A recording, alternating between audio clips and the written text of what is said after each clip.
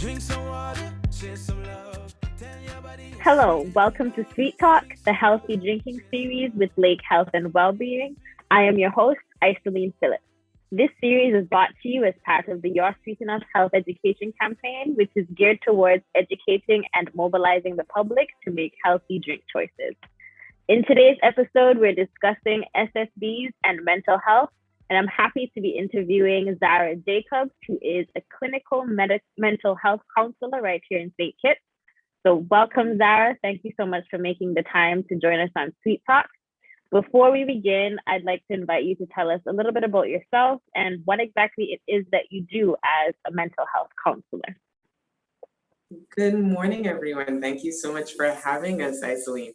Lake Health Wellbeing is really at the forefront of this, and today I'm representing the St. Kitts Mental Health Association. We are an amalgamation of mental health professionals and concerned citizens who have been impacted by mental health or just aware of mental health. And I serve as a mental health professional. I have a master's in counseling psychology. I was going to say clinical. I don't know how I created a whole degree for myself.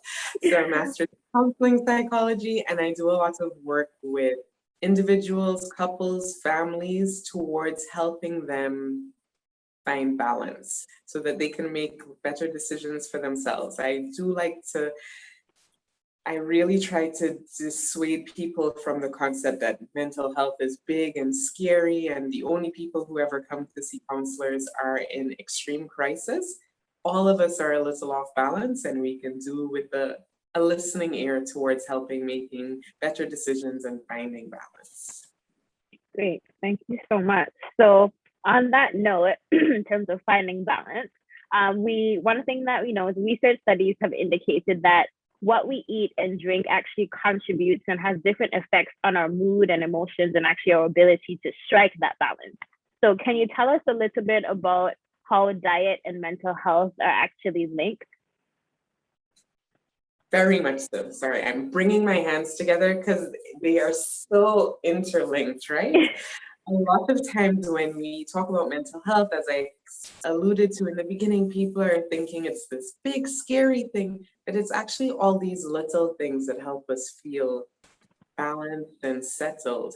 So the big four when it comes to mental health is exercising, sleeping, stress management, and that number four is what we eat. What we eat affects us in so many ways. What we consume, what we drink. Our bodies are only as good, that's a strong word. Our bodies are significantly impacted by what we put into it. So when we think about the choices that we're making, the chocolate bars that we eat, the sodas that we drink, those local drinks that taste so good but are probably like 5 grams of sugar just being inhaled with us, it's going to impact how we feel. What we eat impacts how we sleep. If we don't sleep well, we're not going to be doing very great the next day. If we are consuming so much caffeine that our nerves are jittery, we're going to be much more irritable with the people who are around us. That's our mood. So I do like to think like what we put in is what we're going to put out, right? And we are putting, often people will say, just bring in good energy and inhale the love, but we also have to inhale the loving food and drink in order so that we are able to exhale all the gratitude that we have. So the research is very clear on this. What we eat is going to affect our mood in terms of irritability. I know many people joke about this, feeling hangry. If we haven't eaten for a long time, if we're not regularly giving our body what it needs, all of a sudden we're quick to fly off at people. And it's because we're not being consumed, we're not being sustained in the way that our bodies need us to in order to feel balanced. So the reason is clear. Great. So as a mental health counselor, what would you say to people who consume unhealthy amounts of sugar-sweetened beverages, for example? Okay, so I would say, and I'll be honest, I should be talking into a mirror right now because I should tell myself this as well. As easy as it may be to have that Coke to pick up that fruta, to whatever it is that we do, we really have to be conscious about our choices. Every day, every moment, we are making choices about what that are going to impact us later on, right? So it might be when we go to the grocery and we're feeling really hungry, should we be thinking, what's the best choice for me to make? Should I pick up that bottle of water or should I pick up that soft drink? What's the best choice for me to make? Our body doesn't actually need the sugar to feel that rush. That's actually a myth, that sugar gives us a rush. We've consumed something, we feel something, but in the long run, sugar actually increases our anxiety. There are lots of research studies showing right now that our serotonin levels get sort of played with the use of sugar. So it actually makes us more anxious. It is actually going to disrupt our blood sugar. But then we're actually seeing that people who consume high levels of sugar, whether it be in candies or processed foods, but a lot of it is just in like the sugary drinks that we have, are more likely to struggle with depression. They're more likely to struggle with anxiety. And part of this is also that when we struggle with depression and anxiety, so that is low mood and also difficulty managing our general mood, we are prone to make decisions that are not that good for us. So that means that we are less likely to cook the food that we should be preparing the night before for us to take to work.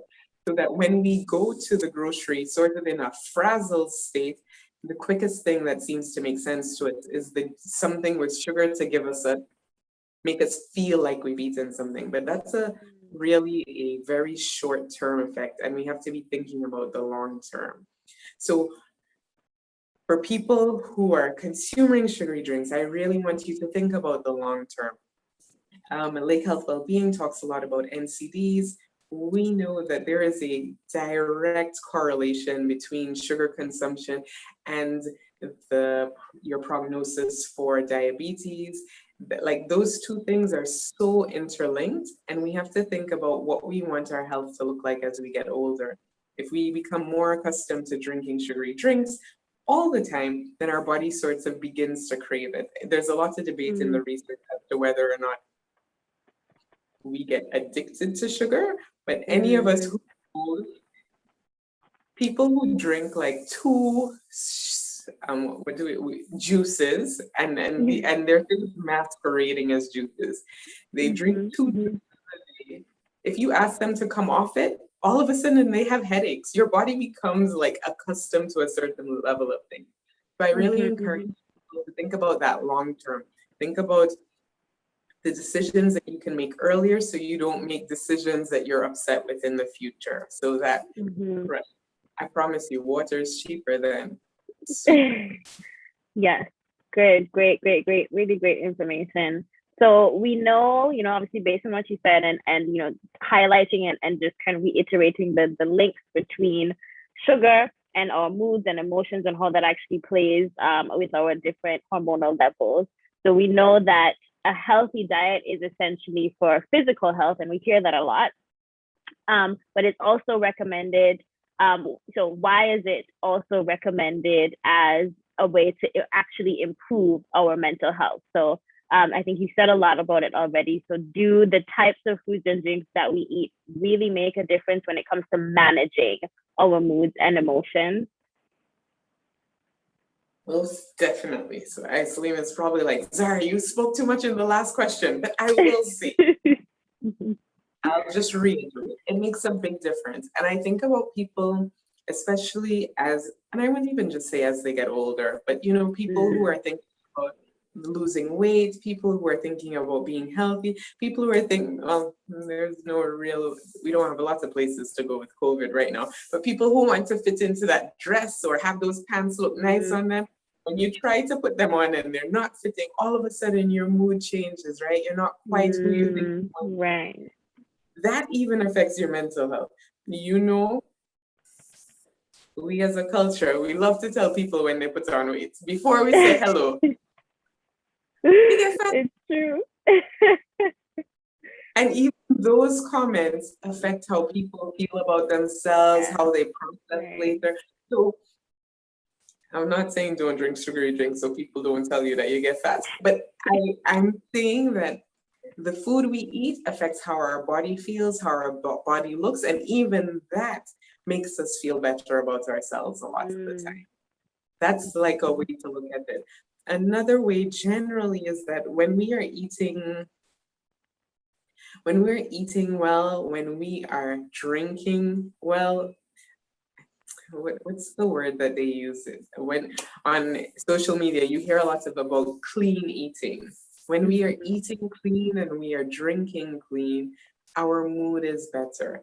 I'm not saying that people should be fanatic about it and never have and never do, but we need to make significant steps to cut down because we're going to feel so much better, not just in our body, but in our mind. Great.